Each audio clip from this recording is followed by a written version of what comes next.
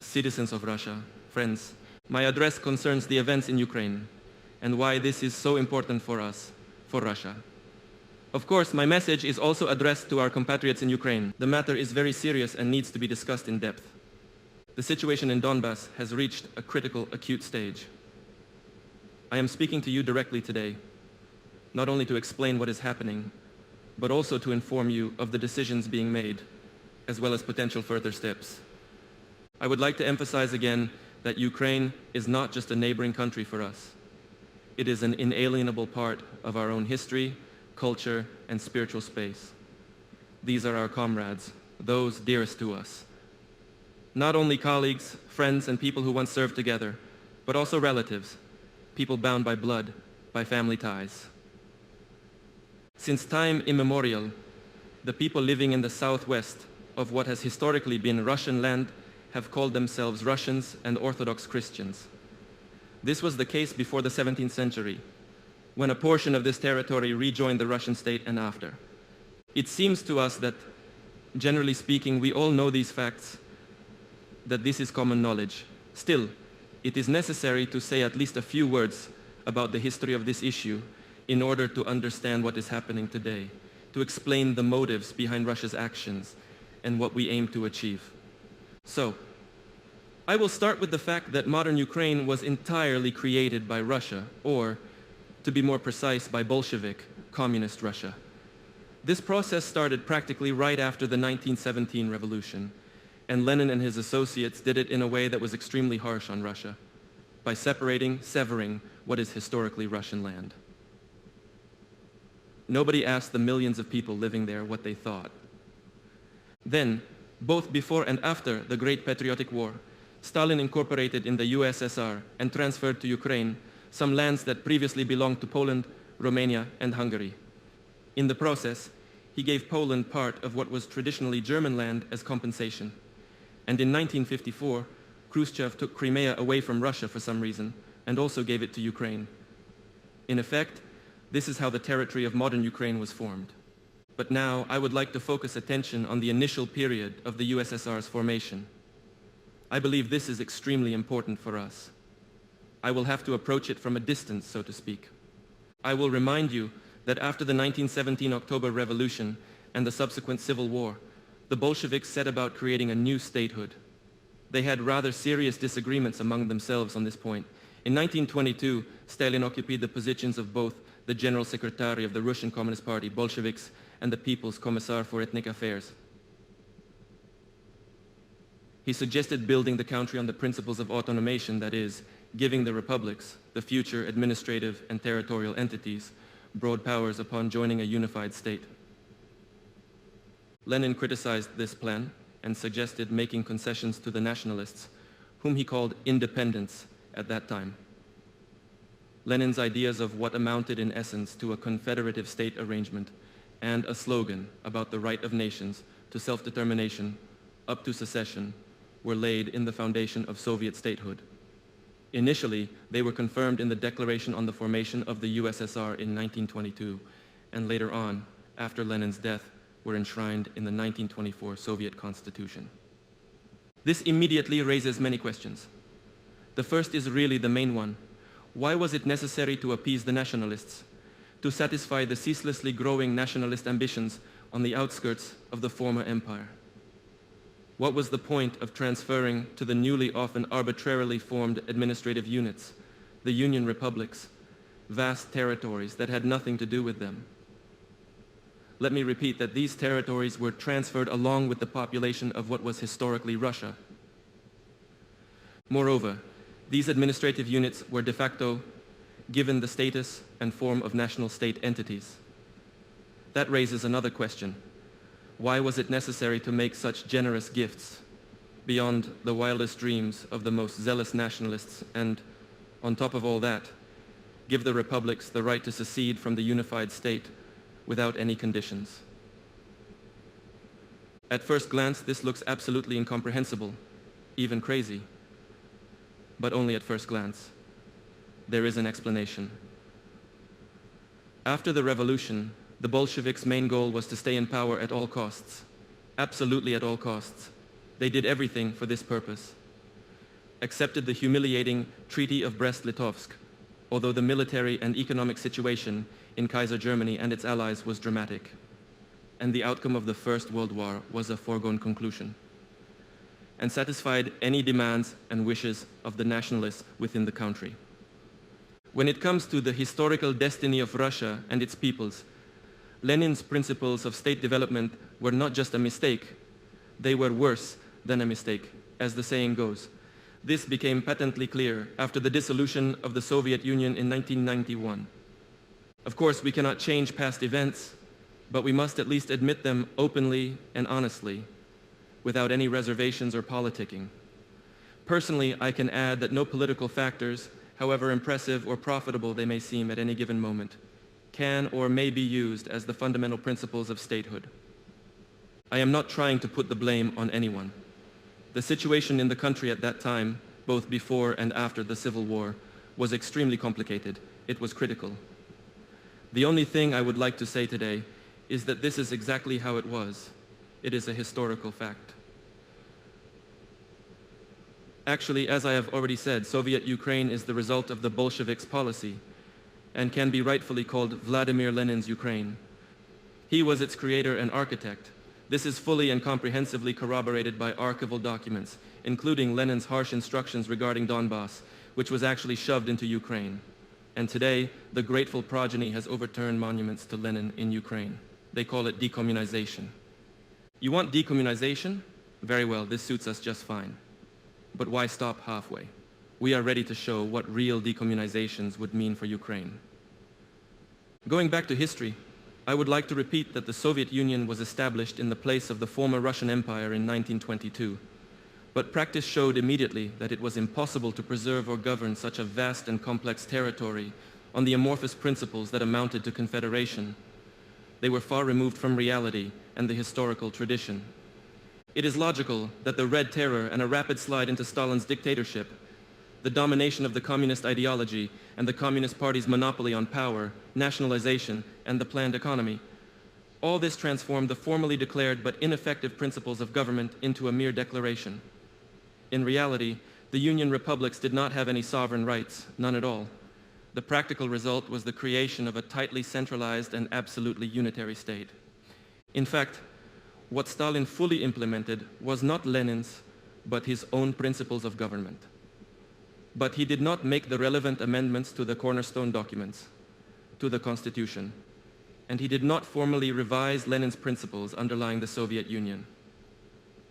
From the look of it, there seemed to be no need for that because everything seemed to be working well in conditions of the totalitarian regime, and outwardly it looked wonderful, attractive, and even super democratic. And yet, it is a great pity that the fundamental and formally legal foundations of our state were not promptly cleansed of the odious and utopian fantasies inspired by the revolution, which are absolutely destructive for any normal state. As it often happened in our country before, nobody gave any thought to the future. It seems that the Communist Party leaders were convinced that they had created a solid system of government and that their policies had settled the ethnic issue for good. But falsification, misconception, and tampering with public opinion have a high cost. The virus of nationalist ambitions is still with us, and the mine laid at the initial stage to destroy state immunity to the disease of nationalism was ticking. As I have already said, the mine was the right of secession from the Soviet Union. In the mid-1980s, the increasing socioeconomic problems and the apparent crisis of the planned economy aggravated the ethnic issue, which essentially was not based on any expectations or unfulfilled dreams of the Soviet peoples, but primarily the growing appetites of the local elites. However, instead of analyzing the situation, taking appropriate measures, first of all in the economy, and gradually transforming the political system and government in a well-considered and balanced manner, the Communist Party leadership only engaged in open double talk about the revival of the Leninist principle of national self-determination. Moreover, in the course of power struggle within the Communist Party itself, each of the opposing sides, in a bid to expand its support base, started to thoughtlessly incite and encourage nationalist sentiments, manipulating them and promising their potential supporters whatever they wished. Against the backdrop of the superficial and populist rhetoric about democracy and a bright future based either on a market or a planned economy, but amid a true impoverishment of people and widespread shortages, no one among the powers that be was thinking about the inevitable tragic consequences for the country. Next, they entirely embarked on the track beaten at the inception of the USSR and pandering to the ambitions of the nationalist elites nurtured within their own party ranks. But in so doing, they forgot that the CPSU no longer had, thank God, the tools for retaining power and the country itself, tools such as state terror and a Stalinist-type dictatorship, and that the notorious guiding role of the party was disappearing without a trace, like a morning mist, right before their eyes. And then, the September 1989 plenary session of the CPSU Central Committee approved a truly fatal document, the so-called ethnic policy of the party in modern conditions, the CPSU platform. It included the following provisions, I quote, "The republics of the USSR shall possess all the rights appropriate to their status as sovereign socialist states."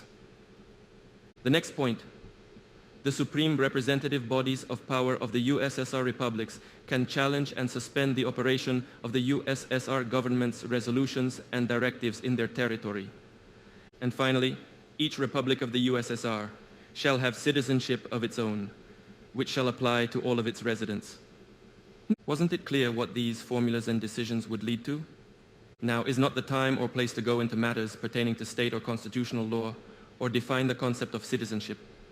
But one may wonder, why was it necessary to rock the country even more in that already complicated situation? The facts remain. Even 2 years before the collapse of the USSR, its fate was actually predetermined. It is now that radicals and nationalists, including and primarily those in Ukraine, are taking credit for having gained independence. As we can see, this is absolutely wrong. The disintegration of our united country was brought about by the historic strategic mistakes on the part of the Bolshevik leaders and the CPSU leadership. Mistakes committed at different times in state building and in economic and ethnic policies. The collapse of the historical Russia, known as the USSR, is on their conscience. Despite all these injustices, lies, and outright pillage of Russia, it was our people who accepted the new geopolitical reality that took shape after the dissolution of the USSR and recognized the new independent states. Not only did Russia recognize these countries, but helped its CIS partners, even though it faced a very dire situation itself. This included our Ukrainian colleagues, who turned to us for financial support many times from the very moment they declared independence.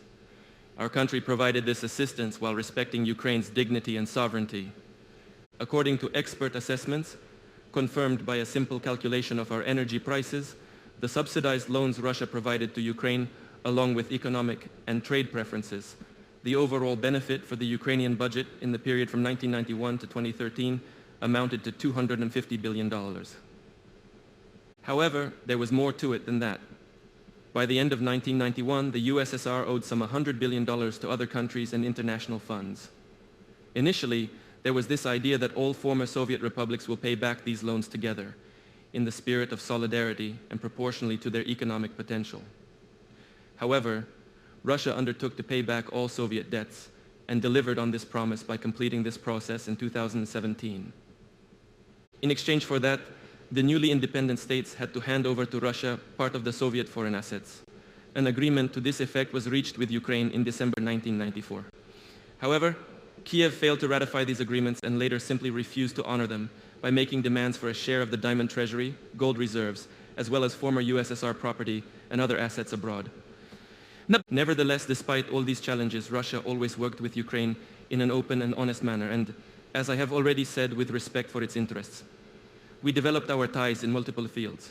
Thus, in 2011, bilateral trade exceeded 50 billion. Let me note that in 2019, that is before the pandemic, Ukraine is traded with all EU countries combined was below this indicator. At the same time, it was striking how the Ukrainian authorities always preferred dealing with Russia in a way that ensured that they enjoy all the rights and privileges while remaining free from any obligations. The officials in Kiev replaced partnership with a parasitic attitude, acting at times in an extremely brash manner. Suffice it to recall the continuous blackmail on energy transits and the fact that they literally stole gas I can add that Kiev tried to use dialogue with Russia as a bargaining chip in its relations with the West, using the threat of closer ties with Russia for blackmailing the West to secure preferences by claiming that otherwise Russia would have a bigger influence in Ukraine. At the same time, the Ukrainian authorities, I would like to emphasize this, began by building their statehood on the negation of everything that united us, trying to distort the mentality and historical memory of millions of people, of entire generations living in Ukraine. It is not surprising that Ukrainian society was faced with the risk of far-right nationalism, which rapidly developed into aggressive Russophobia and neo-Nazism. This resulted in the participation of Ukrainian nationalists and neo-Nazis in the terrorist groups in the North Caucasus and the increasingly loud territorial claims to Russia. A role in this was played by external forces, which used a ramified network of NGOs and special services to nurture their clients in Ukraine and to bring their representatives to the seats of authority. It should be noted that Ukraine actually never had stable traditions of real statehood, and therefore, in 1991, it opted for mindlessly emulating foreign models, which have no relation to history or Ukrainian realities. Political government institutions were readjusted many times to the rapidly growing clans and their self-serving interests, which had nothing to do with the interests of the Ukrainian people. Essentially, the so-called pro-Western civilizational choice made by the oligarchic Ukrainian authorities was not and is not aimed at creating better conditions in the interests of people's well-being, but at keeping the billions of dollars that the oligarchs have stolen from the Ukrainians and are holding in their accounts in Western banks, while reverently accommodating the geopolitical rivals of Russia. Some industrial and financial groups and the parties and politicians on their payroll relied on the nationalists and radicals from the very beginning. Others claimed to be in favor of good relations with Russia and cultural and language diversity, coming to power with the help of their citizens who sincerely supported their declared aspirations, including the millions of people in the southeastern regions. But after getting the positions they coveted, these people immediately betrayed their voters, going back on their election promises, and instead steering a policy prompted by the radicals, and sometimes even persecuting their former allies, the public organizations that supported bilingualism and cooperation with Russia. These people took advantage of the fact that their voters were mostly law-abiding citizens with moderate views who trusted the authorities, and that, unlike the radicals, they would not act aggressively or make use of illegal instruments. Meanwhile, the radicals became increasingly brazen in their actions and made more demands every year. They found it easy to force their will on the weak authorities, which were infected with the virus of nationalism and corruption as well, and which artfully replaced the real cultural, economic, and social interests of the people and Ukraine's true sovereignty with various ethnic speculations and formal ethnic attributes. A stable statehood has never developed in Ukraine. Its electoral and other political procedures just serve as a cover, a screen for the redistribution of power and property between various oligarchic clans. Corruption, which is certainly a challenge and a problem for many countries, including Russia, has gone beyond the usual scope in Ukraine. It has literally permeated and corroded Ukrainian statehood, the entire system and all branches of power. Radical nationalists took advantage of the justified public discontent and saddled the Maidan protest, escalating it to a coup d'etat in 2014. They also had direct assistance from foreign states. According to reports, the US Embassy provided $1 million a day to support the so-called protest camp on Independence Square in Kiev. In addition, large amounts were impudently transferred directly to the opposition leaders' bank accounts, tens of millions of dollars. But the people who actually suffered, the families of those who died in the clashes, provoked in the streets and squares of Kiev and other cities, how much did they get in the end? Better not ask. The nationalists who have seized power have unleashed a persecution, a real terror campaign against those who oppose their anti-constitutional actions. Politicians, journalists, and public activists were harassed and publicly humiliated. A wave of violence swept Ukrainian cities, including a series of high-profile and unpunished murders.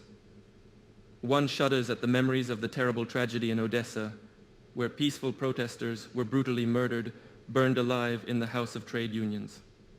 The criminals who committed that atrocity have never been punished, and no one is even looking for them.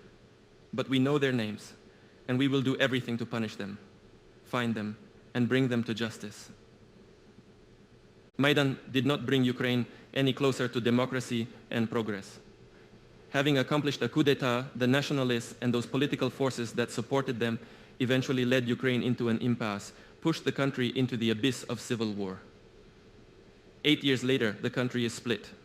Ukraine is struggling with an acute socio-economic crisis. According to international organizations, in 2019, almost 6 million Ukrainians, I emphasize, about 15%, not of the worker force, but of the entire population of that country, had to go abroad to find work. Most of them do odd jobs. The following fact is also revealing.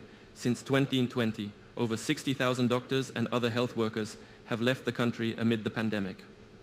Since 2014, water bills increased by almost a third, and energy bills grew several times, while the price of gas for households surged several dozen times. Many people simply do not have the money to pay for utilities. They literally struggle to survive. What happened? Why is this all happening? The answer is obvious. They spent and embezzled the legacy inherited not only from the Soviet era, but also from the Russian Empire. They lost tens, hundreds of thousands of jobs, which enabled people to earn a reliable income and generate tax revenue, among other things, thanks to close cooperation with Russia. Sectors including machine building, instrument engineering, electronics, ship and aircraft building have been undermined or destroyed altogether. There was a time, however, when not only Ukraine but the entire Soviet Union took pride in these companies. In 2021, the Black Sea shipyard in Nikolaev went out of business. Its first docks date back to Catherine the Great. Antonov, the famous manufacturer, has not made a single commercial aircraft since 2016, while Yuzhmash, a factory specializing in missile and space equipment, is nearly bankrupt. The Kremenchug steel plant is in a similar situation. This sad list goes on and on. As for the gas transportation system, it was built in its entirety by the Soviet Union, and it has now deteriorated to an extent that using it creates major risks and comes at a high cost for the environment. This situation begs the question: poverty, lack of opportunity, and lost industrial and technological potential. Is this the pro-Western civilizational choice they have been using for many years to fool millions of people with promises of heavenly pastures? It all came down to a Ukrainian economy in tatters and an outright pillage of the country's citizens, while Ukraine itself was placed under external control, directed not only from the Western capitals, but also on the ground, as the saying goes, through an entire network of foreign advisors, NGOs, and other institutions present in Ukraine. They have a direct bearing on all the key appointments and dismissals and on all branches of power at all levels, from the central government down to municipalities, as well as on state-owned companies and corporations, including Naftogaz, Ukrenergo, Ukrainian Railways, Ukroboronprom, Ukrposhta, and the Ukrainian Seaports Authority. There is no independent judiciary in Ukraine. The Kiev authorities, at the West's demand, delegated the priority right to select members of the supreme judicial bodies, the Council of Justice, and the High Qualifications Commission of Judges to international organizations.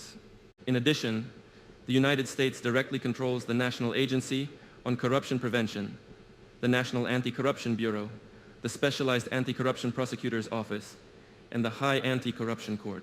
All this is done under the noble pretext of invigorating efforts against corruption. All right, but where are the results?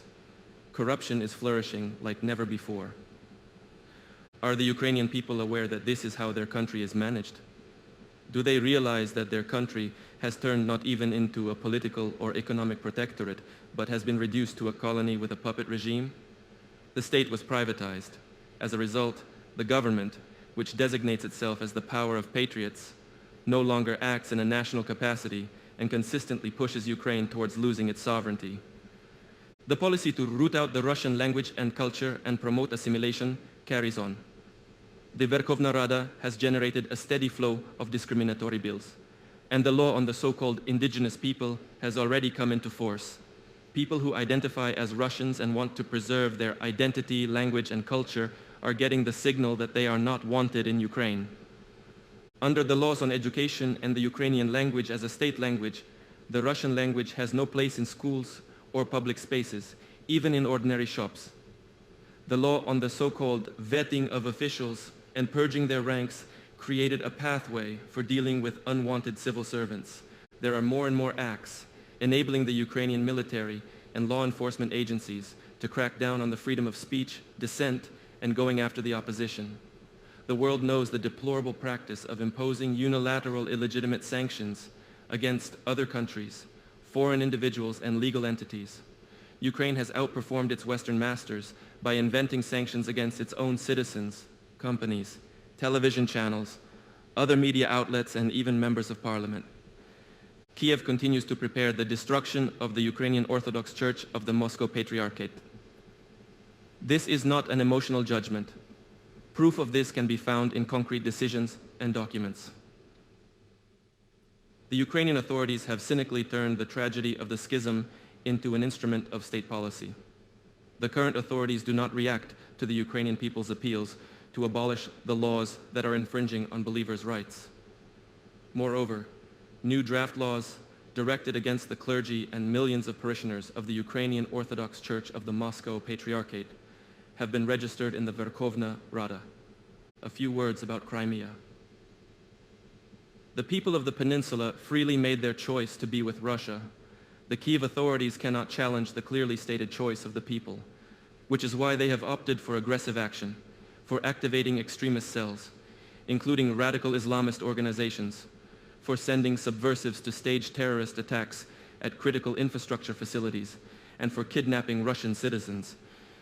We have factual proof that such aggressive actions are being taken with support from Western security services. In March 2021, a new military strategy was adopted in Ukraine. This document is almost entirely dedicated to confrontation with Russia and sets the goal of involving foreign states in a conflict with our country. The strategy stipulates the organization of what can be described as a terrorist underground movement in Russia's Crimea and in Donbas.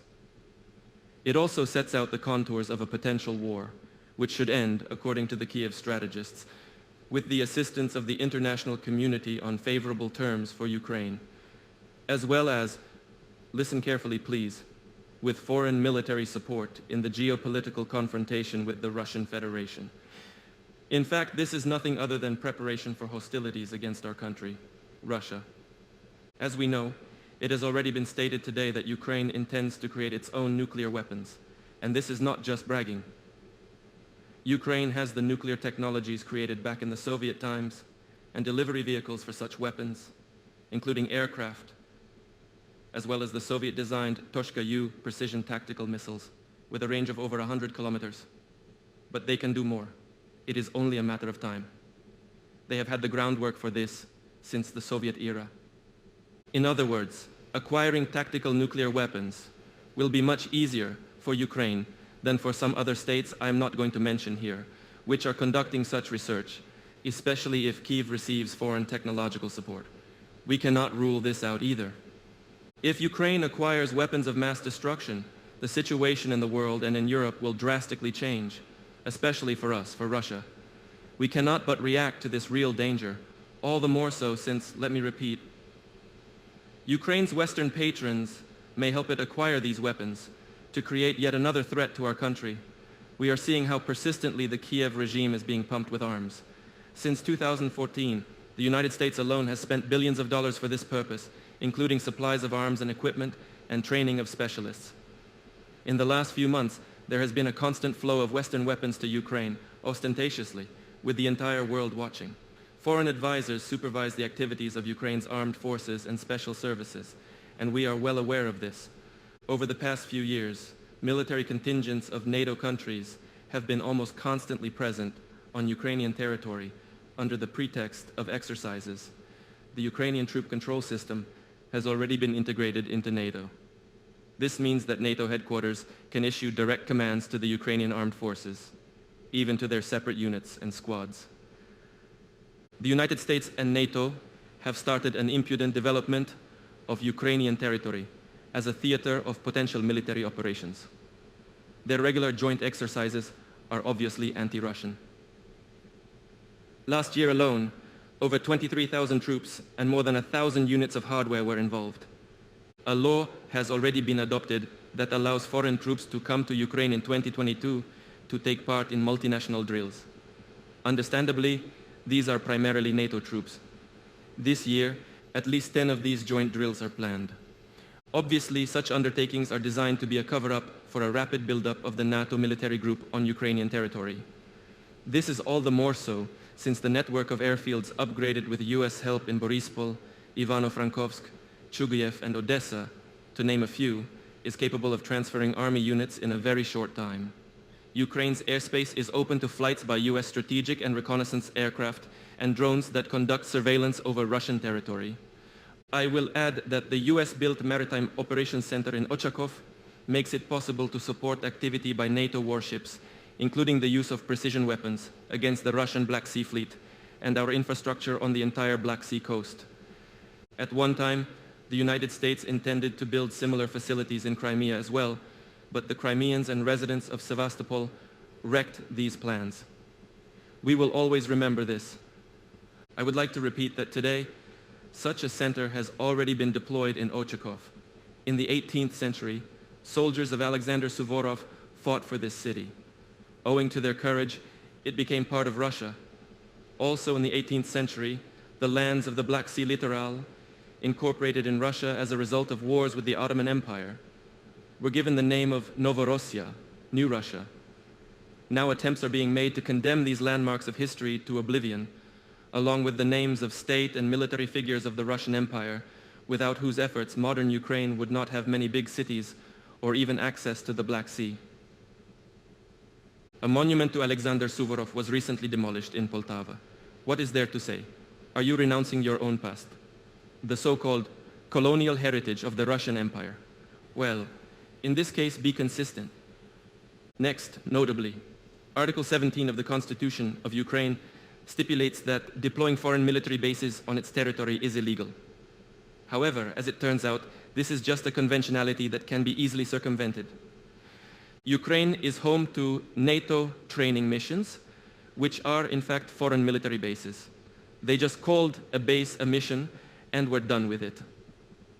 Kiev has long proclaimed a strategic course on joining NATO. Indeed, each country is entitled to pick its own security system and enter into military alliances. There would be no problem with that if it were not for one but.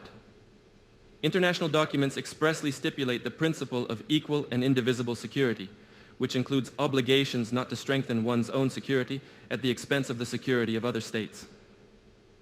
This is stated in the 1999 OSCE Charter for European Security adopted in Istanbul and the 2010 OSCE Astana Declaration. In other words, the choice of pathways towards ensuring security should not pose a threat to other states, whereas Ukraine joining NATO is a direct threat to Russia's security.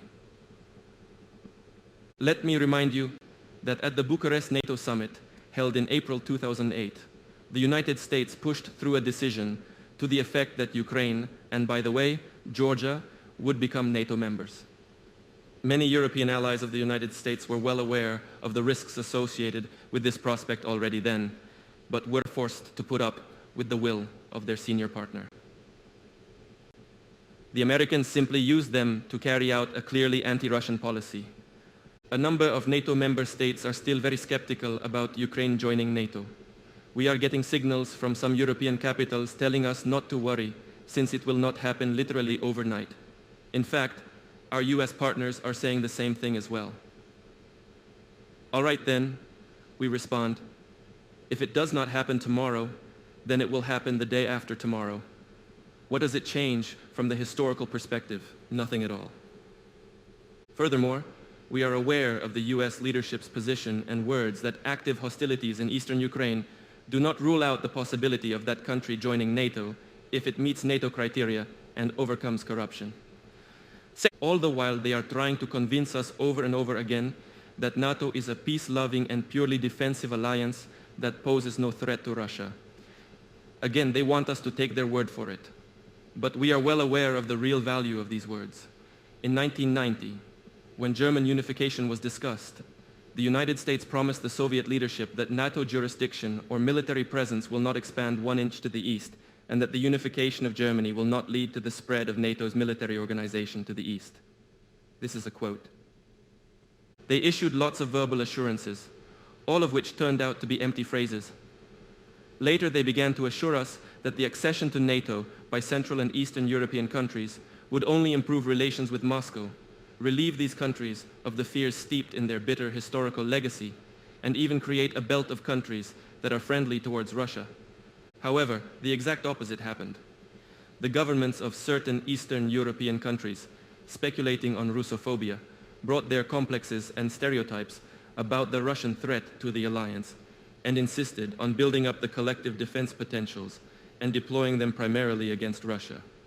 Worse still, that happened in the 1990s and the early 2000s when, thanks to our openness and goodwill, relations between Russia and the West had reached a high level. Russia has fulfilled all of its obligations, including the pullout from Germany, from Central and Eastern Europe, making an immense contribution to overcoming the legacy of the Cold War.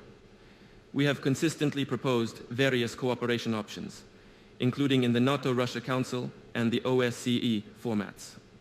Moreover, I will say something I have never said publicly. I will say it now for the first time. When then outgoing US President Bill Clinton visited Moscow in 2000, I asked him how America would feel about admitting Russia to NATO. I will not reveal all the details of that conversation, but the reaction to my question was, let us say, quite restrained, and the Americans' true attitude to that possibility can actually be seen from their subsequent steps with regard to our country. I am referring to the overt support for terrorists in the North Caucasus, the disregard for our security demands and concerns, NATO's continued expansion, withdrawal from the ABM treaty, and so on. It raises the question, why? What is all this about? What is the purpose? All right, you do not want to see us as friends or allies, but why make us an enemy? There can be only one answer. This is not about our political regime or anything like that. They just do not need a big and independent country like Russia around. This is the answer to all questions. This is the source of America's traditional policy towards Russia, hence the attitude to all our security proposals. Today, one glance at the map is enough to see to what extent Western countries have kept their promise to refrain from NATO's eastward expansion. They just cheated. We have seen 5 waves of NATO expansion, one after another. Poland, the Czech Republic, and Hungary were admitted in 1999.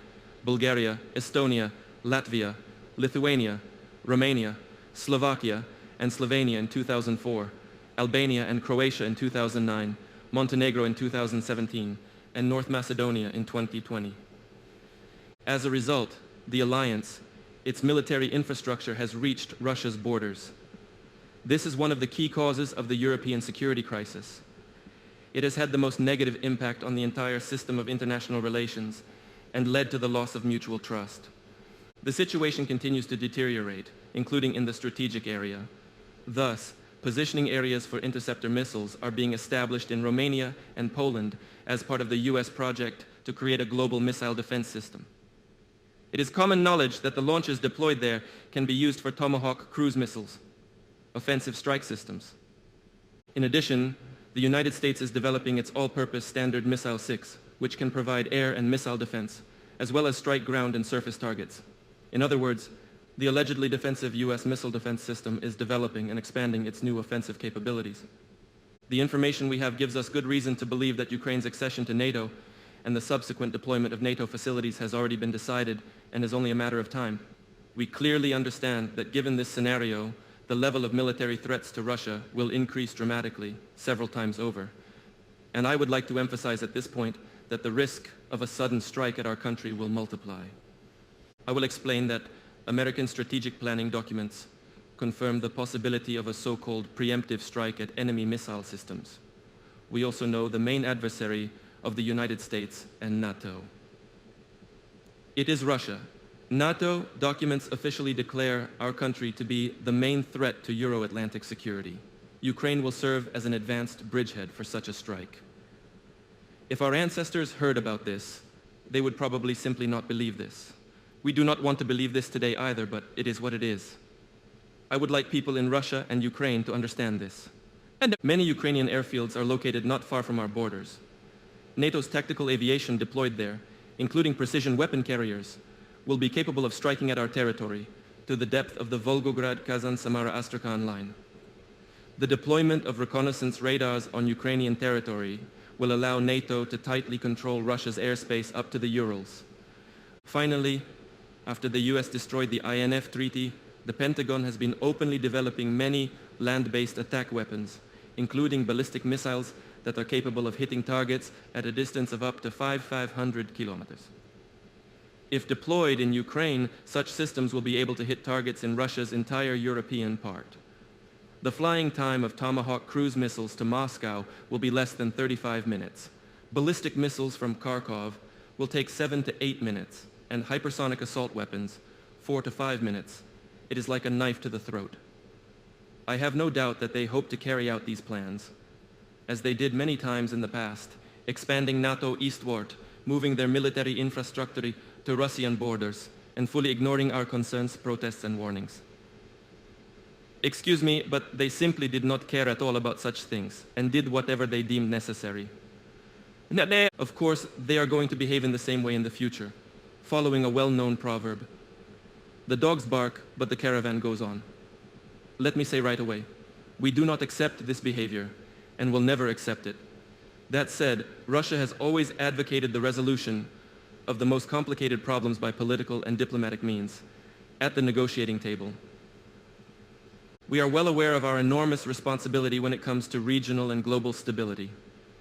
Back in 2008, Russia put forth an initiative to conclude a European security treaty under which not a single Euro-Atlantic state or international organization could strengthen their security at the expense of the security of others. However, our proposal was rejected right off the bat on the pretext that Russia should not be allowed to put limits on NATO activities. Furthermore, it was made explicitly clear to us that only NATO members can have legally binding security guarantees. Last December, we handed over to our Western partners a draft treaty between the Russian Federation and the United States of America on security guarantees, as well as a draft agreement on measures to ensure the security of the Russian Federation and NATO member states. The United States and NATO responded with general statements. There were kernels of rationality in them as well, but they concerned matters of secondary importance, and it all looked like an attempt to drag the issue out and to lead the discussion astray. We responded to this accordingly, and pointed out that we were ready to follow the path of negotiations, provided, however, that all issues are considered as a package that includes Russia's core proposals, which contain 3 key points. First, to prevent further NATO expansion. Second, to have the alliance refrain from deploying assault weapon systems on Russian borders. And finally, rolling back the bloc's military capability and infrastructure in Europe to where they were in 1997, when the NATO-Russia Founding Act was signed. These principled proposals of ours have been ignored. To reiterate, our Western partners have once again vocalized the all too familiar formulas that each state is entitled to freely choose ways to ensure its security, or to join any military union or alliance. That is, nothing has changed in their stance. And we keep hearing the same old references to NATO's notorious open door policy. Moreover, they are again trying to blackmail us and are threatening us with sanctions, which, by the way, they will introduce no matter what, as Russia continues to strengthen its sovereignty and its armed forces. To be sure, they will never think twice before coming up with or just fabricating a pretext for yet another sanction attack, regardless of the developments in Ukraine. Their one and only goal is to hold back the development of Russia. And they will keep doing so, just as they did before, even without any formal pretext, just because we exist and will never compromise our sovereignty, national interests, or values. I would like to be clear and straightforward. In the current circumstances, when our proposals for an equal dialogue on fundamental issues have actually remained unanswered by the United States and NATO, when the level of threats to our country has increased significantly, Russia has every right to respond in order to ensure its security. That is exactly what we will do. With regard to the state of affairs in Donbas, we see that the ruling Kiev elites never stop publicly making clear their unwillingness to comply with the Minsk package of measures to settle the conflict and are not interested in a peaceful settlement. On the contrary, they are trying to orchestrate a blitzkrieg in Donbas, as was the case in 2014 and 2015. We all know how these reckless schemes ended. Not a single day goes by without Donbas communities coming under shelling attacks. The recently formed large military force makes use of attack drones, heavy equipment, missiles, artillery, and multiple rocket launchers. The killing of civilians, the blockade, the abuse of people, including children, women, and the elderly, continues unabated. as we say, there is no end in sight to this. Meanwhile, the so-called civilized world, which our Western colleagues proclaimed themselves the only representatives of, prefers not to see this, as if this horror and genocide, which almost 4 million people are facing, do not exist. But they do exist, and only because these people did not agree with the West-supported coup in Ukraine in 2014 and opposed the transition towards the Neanderthal and aggressive nationalism and neo-Nazism, which have been elevated in Ukraine to the rank of national policy. They are fighting for their elementary right to live on their own land, to speak their own language, and to preserve their culture and traditions. How long can this tragedy continue? How much longer can one put up with this? Russia has done everything to preserve Ukraine's territorial integrity. All these years, it has persistently and patiently pushed for the implementation of UN Security Council Resolution 2222 of February 17, 2015, which consolidated the Minsk package of measures of February 12, 2015, to settle the situation in Donbas. Everything was in vain. Presidents and Rada deputies come and go, but deep down, the aggressive and nationalistic regime that seized power in Kyiv remains unchanged. It is entirely a product of the 2014 coup, and those who then embarked on the path of violence, bloodshed, and lawlessness did not recognize then and do not recognize now any solution to the Donbas issue other than a military one. In this regard, I consider it necessary to take a long overdue decision and to immediately recognize the independence and sovereignty of the Donetsk People's Republic and the Lugansk People's Republic. I would like to ask the Federal Assembly of the Russian Federation to support this decision and then ratify the Treaty of Friendship and Mutual Assistance with both republics. These two documents will be prepared and signed shortly. We want those who seized and continue to hold power in Kiev to immediately stop hostilities. Otherwise, the responsibility for the possible continuation of the bloodshed will lie entirely on the conscience of Ukraine's ruling regime. As I announce the decisions taken today, I remain confident in the support of Russia's citizens and the country's patriotic forces. Thank you.